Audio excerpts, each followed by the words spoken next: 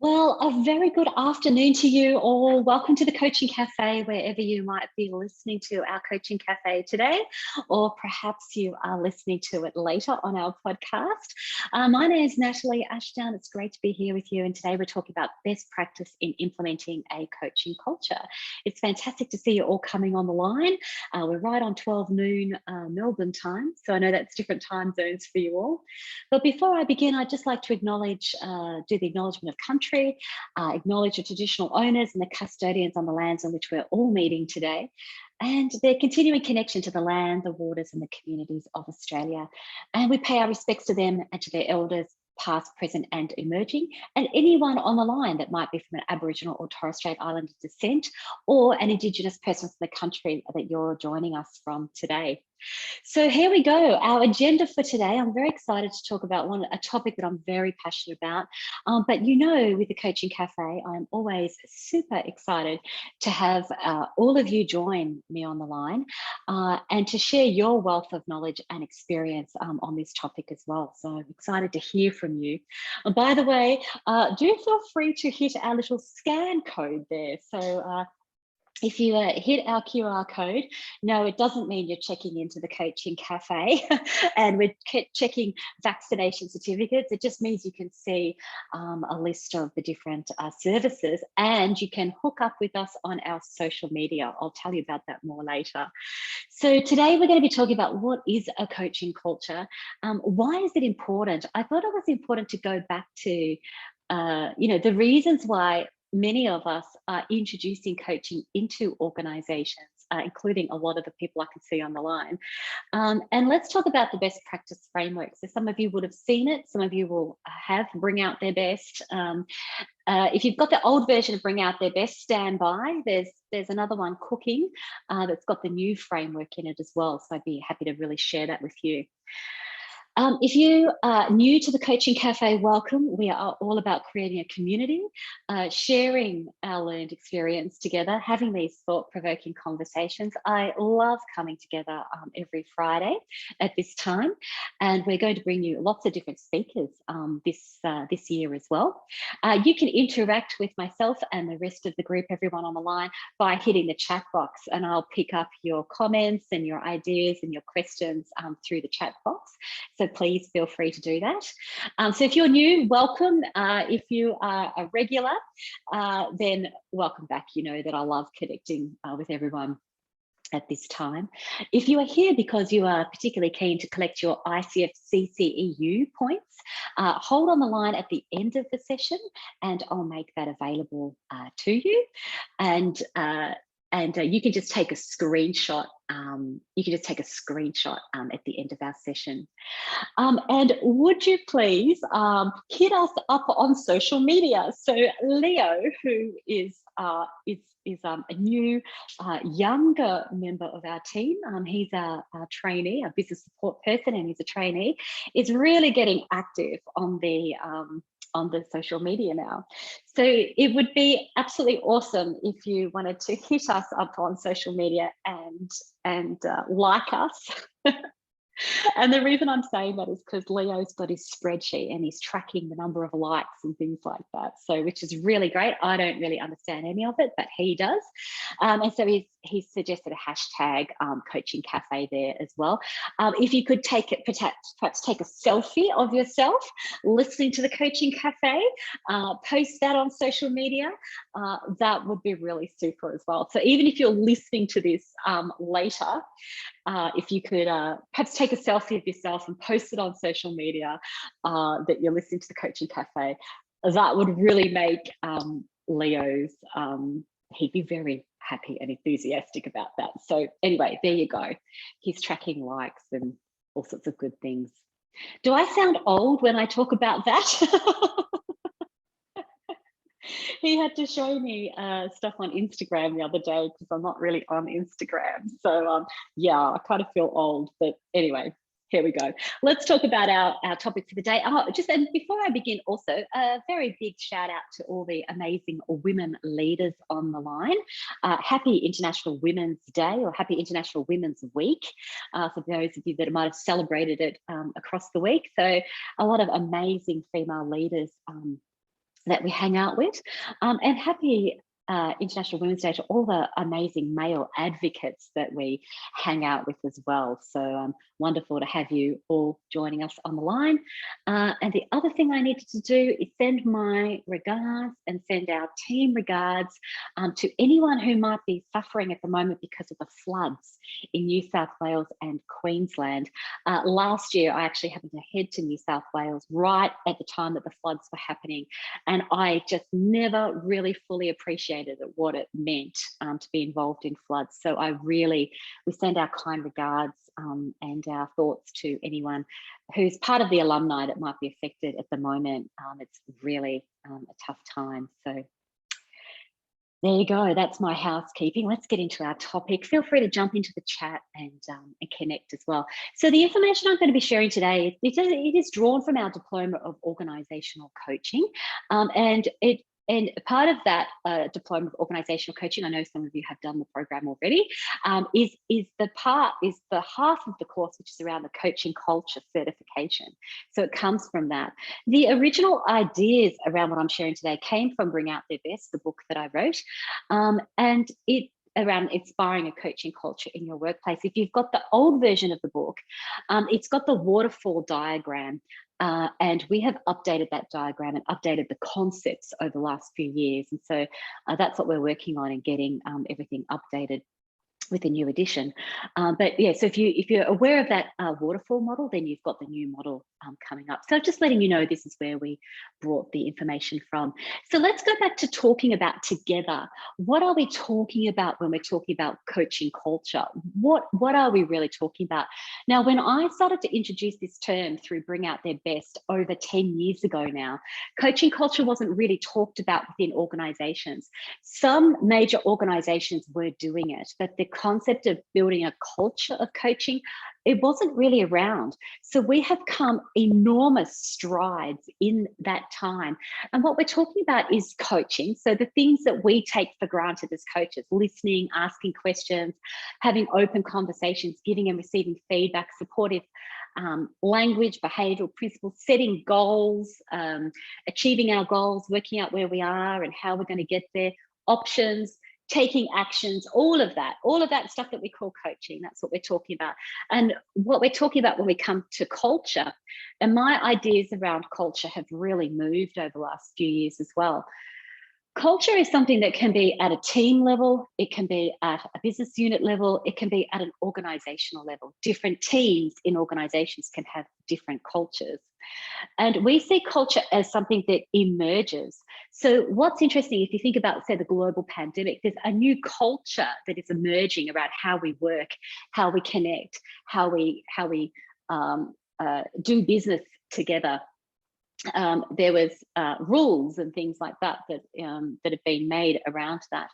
So we see culture as something that emerges. It emerges from shared values, beliefs, the artifacts, the things that are around us. It's the way we do things around here, but it's never static. It's always evolving and emerging. So when we're thinking about a coaching culture, it's these principles and practices that we all take for granted that is emerging within the organization. It's flowing into the organization. More and more people are introducing these practices, are showing up in this way. And that's when we start to say that we have a culture in our organization where we are taking a coaching approach. Now, it's really important because not everyone's going to be taking a coaching approach. There's going to be different approaches in different teams, different managers, etc., etc. But when, and I don't think we can ever say at a point in time that we have a coaching culture, because cultures are always emerging and changing. What we can say, though, is we're building a culture of coaching. We're working on this culture of coaching. We have a culture of coaching because the majority of people are doing this and showing up that way. So feel free to hit the chat box and tell me your thoughts about that, because we used to just say, a coaching culture is that coaching is the way we do things around here. Thanks very much. But what we're thinking about now is no, well, culture's never one thing.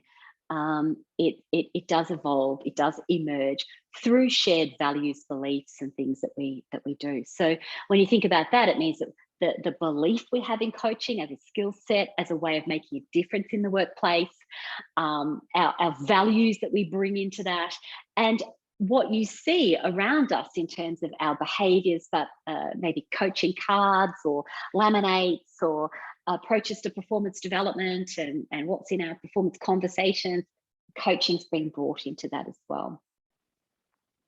So as I said, please feel free to hit the chat box. Let me know what you're thinking about that definition as well, particularly because I know there's a lot of people on the line who have been involved in introducing a coaching culture. Lynn, I just picked up your comment. You're not alone. Our teenage daughter's constantly shaking our head at us. Yes, over the social media. Well, that's why we have young, talented people to do stuff that we don't want to particularly get involved in. Fantastic.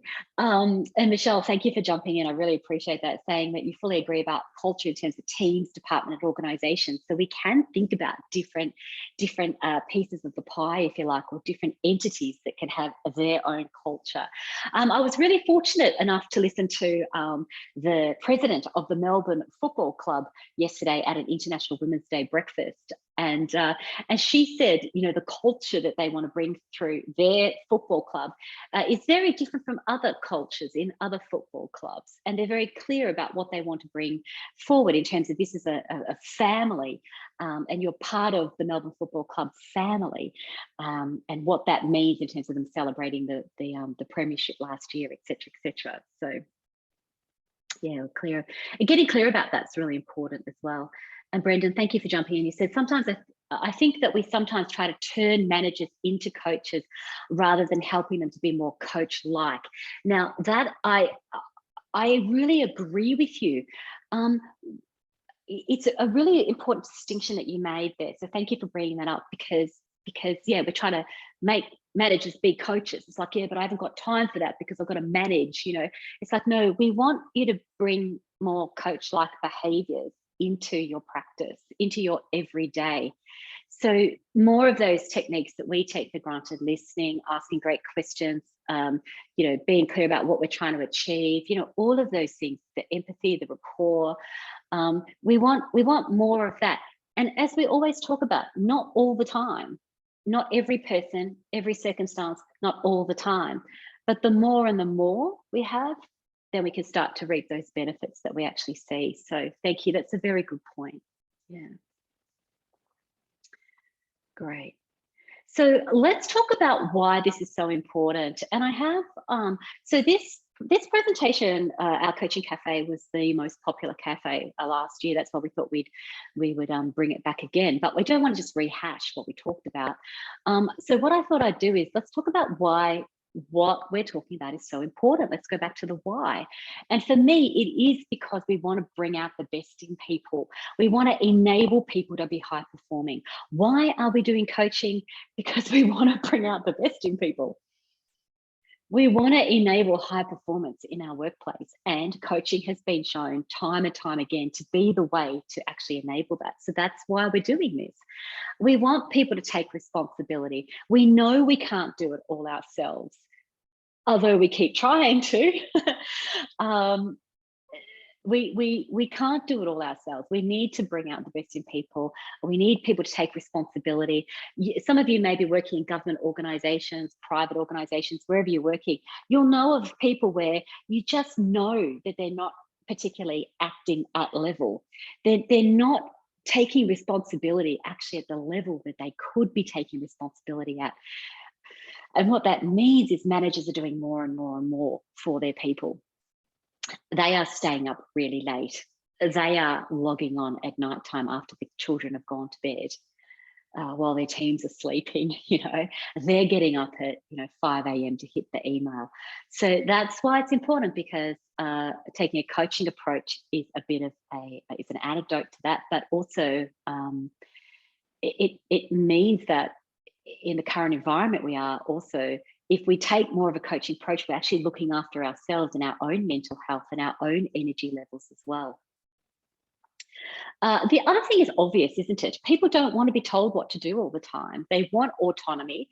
they want to take, they want that autonomy over their roles and their responsibilities. So that's where coaching comes into it. Not only the indirect styles of coaching, but the direct styles of coaching as well. So what are you going to do? How are you going to approach that? What options have you got? How are you thinking about that? So when we have to be more directive, rather than telling people what to do, we can roll with those questions, gives them more autonomy.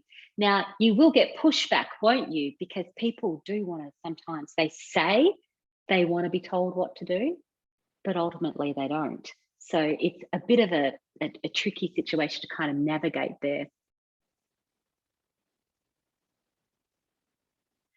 Naomi said, are there any books to read on creating coaching cultures in an organization?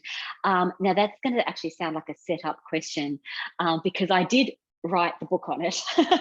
So Bring Out Their Best, which is the book that I wrote, is all about this topic, creating a coaching culture in an organization. It unpacks the entire topic, and it does actually give us some really great case studies across the Asia Pacific region. So if I got one here, I should show it to you. I don't think I've got one on my shelf here, in a different area. But yes, hit our website. You can find Bring Out Their Best, or we can text you the link there as well. That was not a setup question, by the way. Yeah. We need our people to be more innovative. We need people to speak up. We need them to bring their ideas to the workplace. We need to untap that potential. We need to bring out that potential. So John Whitmore, the original grandfather of coaching, said coaching is unlocking human potential, unlocking people's potential. So we need to be doing that and bringing the innovation, because we can't keep doing the things the way we've done it all the time. We want people to be happy. We want them to be productive. We've seen that coaching and taking a coaching approach has that ability to create happy, productive workplaces. And of course, it's great being part of a high-performing organization. That's what we really want. Ultimately, I also believe that why coaching, a culture of coaching is so important, is because we want people to get out of bed and love what they're doing. You know, we want them to be energized. We want that for them. That has an impact on everything, their home life, their professional life, their mental health. And that's where coaching can actually enable people. And that's what we're focusing on. Feel free to jump in here. Tell me why else you think that, building a culture of coaching is important. High performance, innovation, responsibilities, people loving what they're doing. Feel free to jump in and tell us what else you think.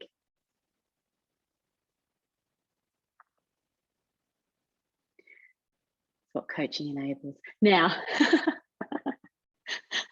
I don't know, I was getting creative. I found this rooster and the chickens. And then the reason I pulled up this image was because I was thinking about, so I talk about this culture that we're trying to build and why it's so important. And, as you've said there, Alexandra, it's about people listening, people being heard. That's why it's important as well. So we can listen, we can hear people. And from that, then we can implement, and people are feeling like they're valued. And so we will talk about these things. And as you said, also, Jane, thanks for jumping in, because it demonstrates that the support from the organization, that we value people when we're coaching them, which is a really lovely way of thinking about it as well. And when I talk like this, in the past, not in the past, like in the early days, it's like, well, that sounds like total fluff to me. So I saw this rooster, walking away from the thing, going, well, that sounds like total fluff to me, or I've had people say, but aren't we just trying to teach them the soft skills? Like, isn't these soft skills that you're talking about? Isn't this just fluff?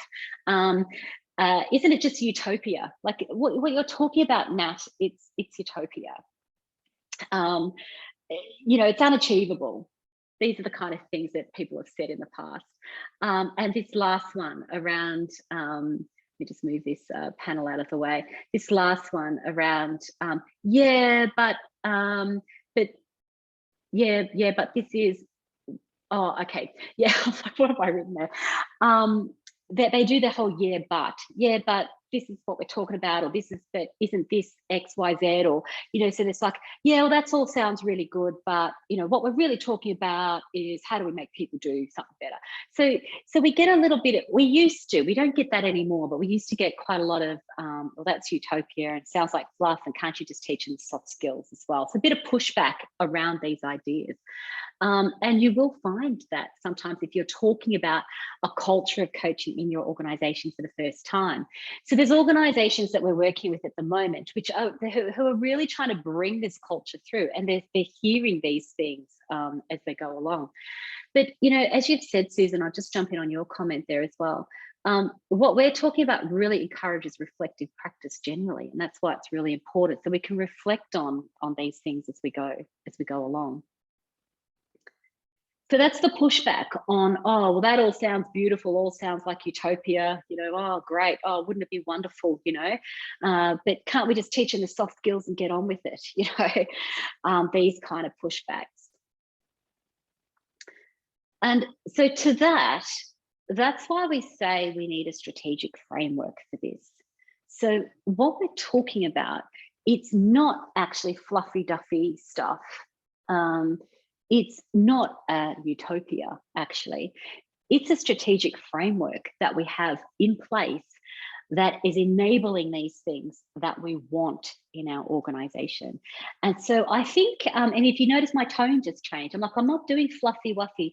We're talking about a strategic approach to enabling what we want in our organizations. And the implementation of a culture of coaching is a strategic approach. So that's what I'm offering today to have a think about, is what is our strategic approach to introducing coaching into the organizations so that we can see this culture coming through. Now, some of you will have seen this diagram, and for those of you that haven't, that's totally fine. But this is our coaching culture framework, and this is the new version of the framework. So the old book had the old waterfall diagram, and this is the new diagram. So let me just talk to you a little bit about this, and by all means jump in and, you know, share your thoughts as well. So we take a strategic approach to introducing coaching into organizations, and there's many organizations we've worked with who have taken this framework and have basically, and they've implemented the framework. Now, to say that implemented the framework is a massive amount of work, because each of these pieces of the pie is an enormous piece of work. And what's interesting to me is that you could be working on different pieces of the pie at different times, but over the course of our practice and over the course of the work we do, you're probably going to be, if you're introducing a culture of coaching, then you'll be doing each of these pieces of the pie at some point.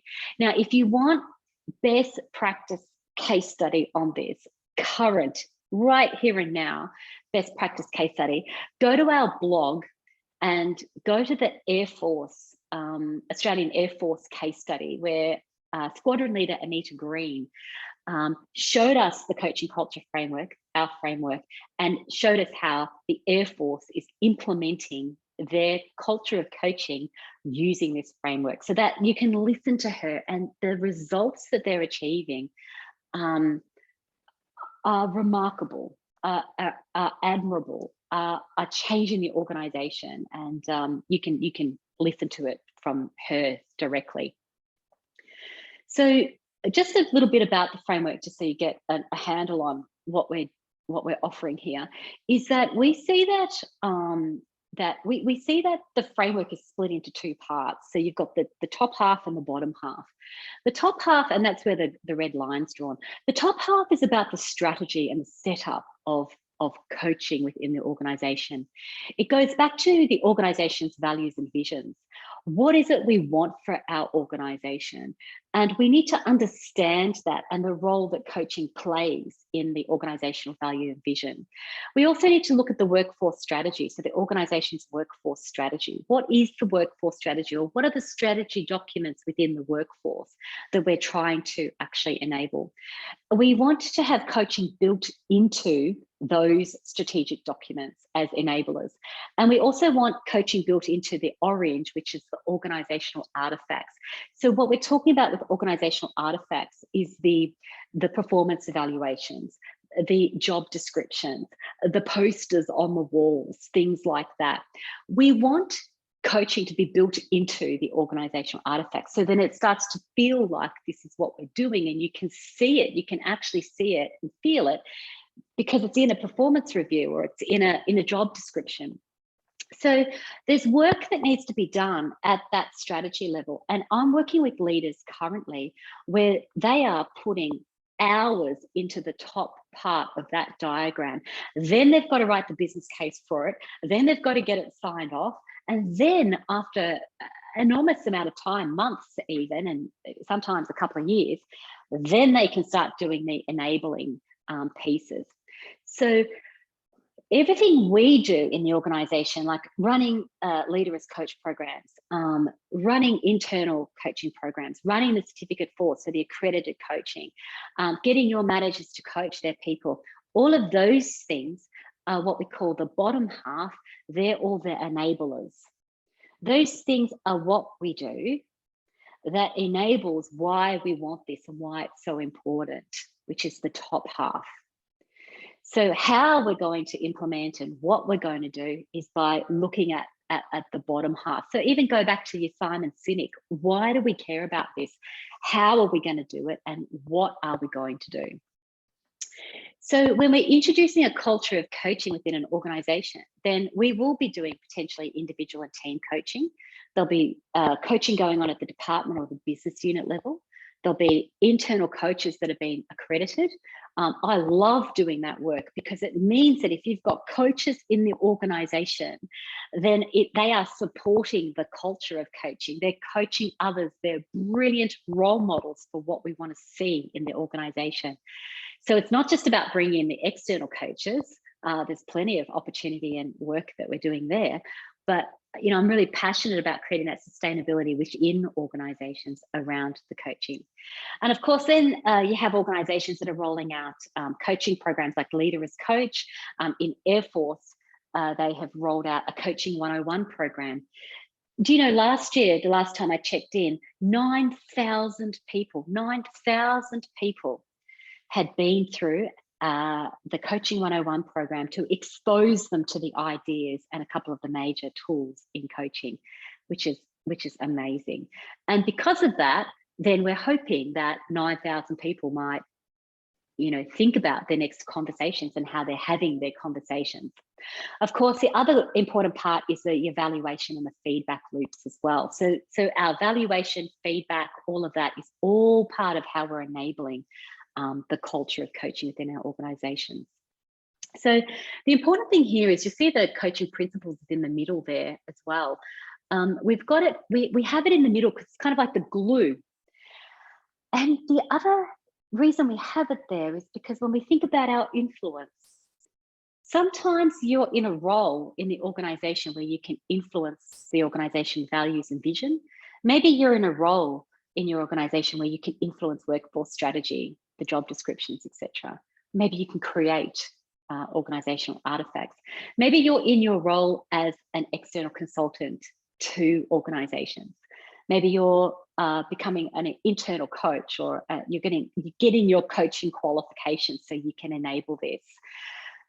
The important thing here is sometimes we can't necessarily all have the opportunity to work across the entire framework. But what we have, sorry, Siri's talking to me. So sometimes we don't have the opportunity to work across the entire framework. What we do have as leaders and as excellent coaches is to be living the coaching principles and role modeling the coaching principles. As my very good friend and colleague, Paula Jones-Hunt said, one coaching question at a time. We can role model one coaching question at a time, one coaching interaction at a time. And I think that's why that middle piece is so important. It is the glue. We want more people doing the middle, implementing the coaching principles, one coaching question at a time. And as as you do that, then you might have a chance to do some individual and team coaching or some executive coaching or coach to an organisation. You might have the opportunity to influence your business unit or your department or run a leader as coach or have us come in and do that for you. You might, I love that we all have the opportunity to influence coaching in our organisations, regardless of which piece of the pie we're all working in. So that's what I offer you as a way of finishing up today as well, is to say, take the framework, use it as a way of thinking about what are we doing. So we've also had organizations where they've implemented coaching and they come back to this framework and they go, what is it that we've done? How are we tracking across these different parts of the framework? How is what we're doing enabling what we want from an organizational values, vision, mission statement point of view? So it's also used as quite a great recap to think about how far we've come. But for us as leaders and as coaches, we can think about where's our influence and how can we, if nothing else at this point, still live those coaching principles. So let me pick up, I know we're right on time now, let me pick up any comments.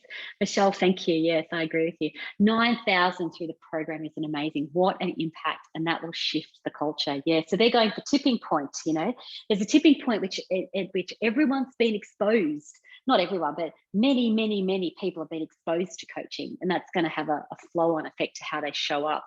And some people say, well, it's only a one day, but when you get that many people exposed to it, then you're going to expect to see some change as well. Yeah, I agree. Alrighty, let me pick up any other questions or comments you might have. As I mentioned, our Leader as Coach program, very popular. We've changed the format of it and it seems to be really working for people now. So if you want your managers or your leaders in the workplace to be coaching, feel free to talk to us about that. Feel free to look into the Certificate for Workplace and Business Coaching program. We've got a program coming up in March and May. Could you please, one or two of you, all of you, just take a selfie of yourself watching the Coaching Cafe? And post that, because young Leo will absolutely, he'll be so pleased if you do that. And I'm going to take a selfie of myself as well. So there you go. So thanks everyone. Thanks for your contribution. I hope that that's given you some things to think about. But also importantly, as us as coaches, to do that reflective practice as you've talked about, to think about how are we influencing the culture of coaching in our organization? How are we making a difference, and where else could we potentially influence? So thanks very much. Thanks for joining me on Friday. I look forward to catching up with you at our next Coaching Cafe. And as I always say, enjoy your coaching.